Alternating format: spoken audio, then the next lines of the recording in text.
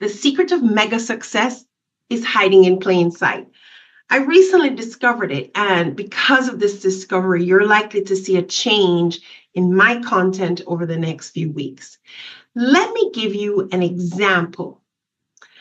If there were a disheveled mother with well-dressed, well-behaved kids trying to sell parenting course, or a hairdresser whose hair is in desperate need of attention selling salon services, or a songwriter who has a big hit out, but it's not credited to his name and he's selling creative services. What do these people have in common? I'm going to give you a few seconds to lock in your answer. Share it in the chat if you wish. But before I tell you, I want you to think about this for a second. What do these people have in common? And when I tell you what's common amongst them, don't change your answer. Tell us if you were surprised and tell us what came to mind first, okay? So what does a disheveled mother with well-dressed, well-behaved kids selling a parenting course, or a hairdresser whose hair is in desperate need of attention and selling salon services, and a songwriter who has a big hit out, but his name is not credited to that song and they're selling creative services, what do they have in common? They have all focused on the success results of others without having those results for themselves.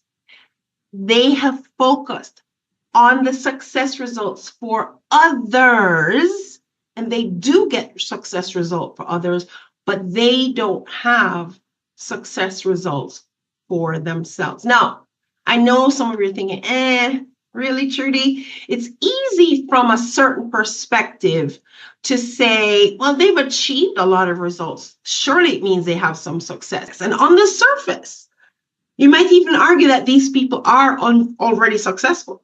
The mom whose kids look well cared for and are well behaved are clearly doing a good job in the mom department.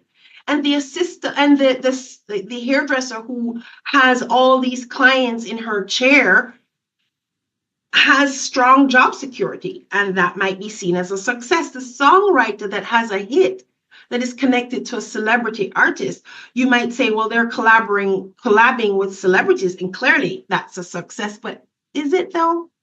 Is it though? I mean, it depends on how you define success. But for me, that levels to a grind that is going to keep them super busy without being super successful and not enjoying that tier of income that truly leads to freedom. They may be very, very busy. The wheels are churning. That hamster wheel is rolling. They're constantly swamped and overwhelmed, but they're never truly enjoying the level of income and success at that pace. So I'm sharing this with you as someone who, as a TV host, I myself have interviewed many and helped bring the spotlight to them and their offers and help them springboard into bigger stages, more prestigious experiences, and better sales without necessarily enjoying some of that myself. I've just been busy being a knowledge broker, busy putting the spotlight on you, busy putting the spotlight on others without myself being in the spotlight. In fact, you'll hear me talk about PSI TV, PSI TV, PSI TV. I'm not really blowing the Trudy Beerman horn here. Okay. So here's what changed all of this for me. One day someone commented under one of my PSI TV videos that I'm unattractive for a TV host. And I'm going to agree with them. I'm not trying to win any Miss America contest here, but there is a stereotype that is associated with TV hosts. Can I get a witness? Right? And while I was not offended by that statement, or did it bother me that they even had the opinion in the first place, it did get my wheels turning. First of all, that comment touched on the one thing that stops many of you from enjoying success. That very thing is the fear of rejection, the negative jabs when you put yourself out there and It may even be the reason why some of you have not stepped forward to be a guest on PSI TV. When you put yourself out there, guys, it is possible that somebody's going to take a jab at you or reject you. And a lot of you fear that. And that's what I was tapping into. I followed that rabbit trail to remember, because I've been in this seat so long, I totally was forgetting the journey that it took me to get here. So I followed the rabbit trail of the thoughts that this comment stirred up in my mind. A comment that stirred up the idea of, oh my gosh, this is why people are sometimes afraid to put themselves out there and put themselves in a spotlight. The fear of people saying, oh, you're ugly. Oh, the fear of the negativity that surrounds taking the chance of putting yourself out there. I followed that rabbit trail, not only to understand my guests at a deeper level, because I promise you, I totally forgot what that startup journey was like. So I decided to tap into the energy of my clients who were starting this journey and trusting me to help them.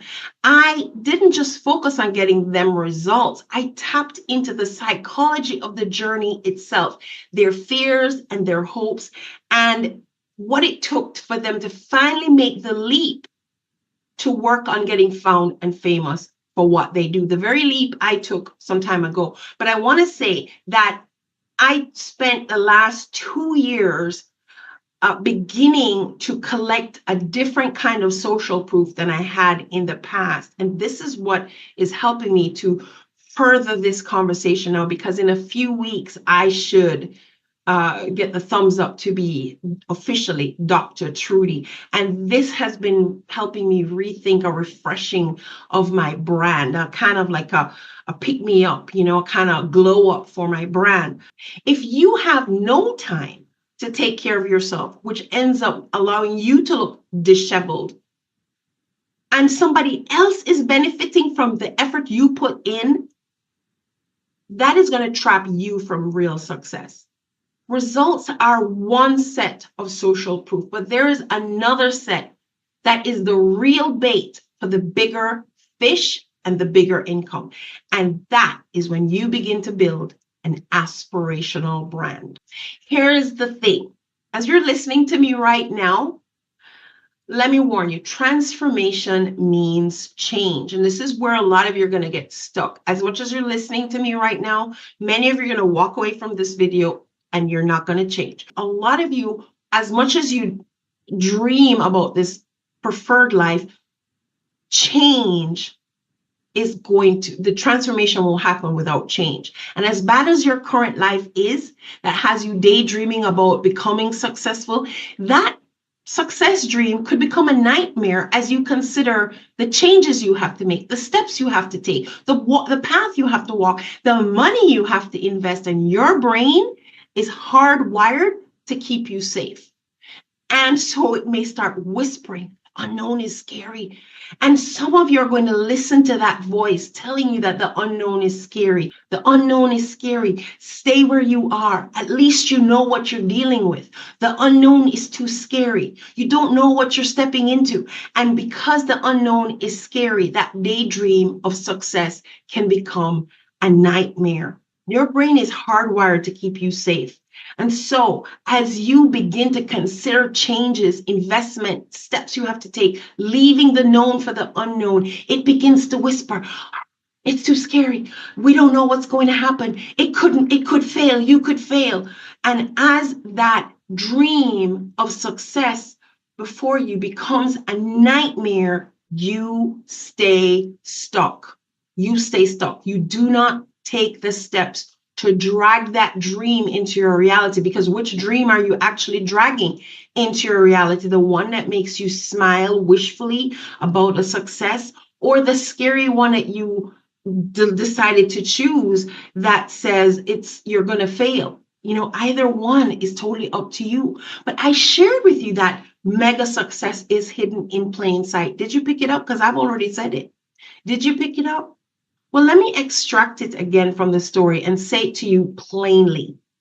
To enjoy mega success, you cannot just be an expert at what you do. You need a public display of your work. You need to model the very success you promise. The digital world in particular does not recognize your expertise or your experience. It only recognizes your visibility. You need to model the very success and the very results that you promised. The disheveled mom with well-dressed, well-behaved children selling a parenting course will sell more if she herself is well dressed and appearing to have an amazing life. I didn't say she has to have on Gucci and Louis Vuitton. I'm just saying she needs to appear like she has her life together. She cannot look like she's just so disheveled, because yes, she has a set of results, but it's not an aspirational result. It's not the kind of result that people necessarily are en masse are dreaming to see themselves in. Nobody wants to be the disheveled mom. They may want to have well-behaved, well-dressed children, but they don't want to exchange it to become a disheveled mom in the process. So when you're selling the dream, you have to sell the whole package. You yourself need to be the result, the success, the model of the very thing that you sell. The hairdresser who has a lot of clients but also has amazing hair will sell more services because she's a model of her own work. She is her own success story. The songwriter whose song is on blast because some big celebrity is singing it needs to become well known as a songwriter who writes hits, because then they'll have more celebrities hitting him up to collaborate on their next album. You need to be the model of your own success. You need to become your own success story. When you are your own success story, guys, you have the secret sauce to mega success. Because if you can do it, then clearly you know how to get it done. And therefore, your own success becomes highly credible for more people believing that you can deliver the same result for them. And many will begin to seek you out because you, my friend, now have built for yourself an aspirational brand, a brand that people can visualize themselves seeing the success you have created for yourself. They will believe you can create it for them. They can imagine themselves in the story that you have shared. An aspirational brand is a brand that people admire and desire to be associated with, because that brand represents a lifestyle, an identity, a status that they hope to attain. It goes beyond the utility of the product or the service. In other words, the delivery of the thing, because the aspirational brand taps into emotions, self-image, and social perception. This is the area that you're going to see changing for me very shortly. I should be Dr. Trudy in weeks from the date of this video. And I already have things in the works to spruce up my brand. I've spent the last 2 years creating additional results for PSI TV beyond just myself being a knowledge broker and being on TV. Over the last 2 years, I have been growing the brand visibly, and that is going to continue because I'm showing you that it can be done, not just because I've been doing it for others, but I am working on being my own success story. Guys, I'm the kind of consultant coach that I'm not a do as I say person. I'm a do as I do. Whatever I share with you, I have done or I am doing. The Bible says that a student can be like the master. I can take you where I have been and where I am. Right? And that's why I keep growing, because that is the place where the bigger fish and the bigger income is. The more success I can visibly show you that I've created for myself, that I've enjoyed for myself, it will be its own social proof. I will be my own success story. And the success I have so far, I am growing that even more. Some of you can join me on that journey if you wish. So let's talk about building an aspirational brand, because this is going to be my focus going forward for PSI TV. Building up so much social proof that there's no question that I can do what I say I can do. And when my results are the kind of results that you want for yourself, then I will become the preferred person that you want to work with, that you know will help you achieve the result because I've already achieved it for myself. There will be no question in your mind that I can help you accomplish those results. Now, again, just because I can do it doesn't automatically mean you can do it. I'm just saying. But because I can do it means it can be done. And if I can do it, then it can be done. And if it can be done, there's a strong chance that you can do it, especially as I show you how. So there are some keys, some characteristics of an aspirational brand. I'm sharing with you the structure of the process I'm walking, and feel free to walk the journey with me. I have programs for you that, I can take you where I am, and I am continuing to grow. So an aspirational brand will have a symbol of status or success. Now, right away, already being a TV host has a level of status and success to it. And I have already created many more TV hosts and show producers in the process. So the result of itself, to be seen as an exclusive, premium, or high status brand, something that people want to own or be a part of, will elevate the perceived worth, right? The other thing about building an aspirational brand is an emotional connection. People don't just buy aspirational brands, they have to believe in them. These brands reflect the client's hopes, dreams, and ideal self. That's what makes it an aspirational brand, not just a brand. Strong brand story and a strong identity. The brand that you're building needs to have a clear and compelling narrative, a story that your clients want to identify with. They want to focus on quality, innovation, values, and transformation. And also, you need to have a sense of exclusivity or scarcity.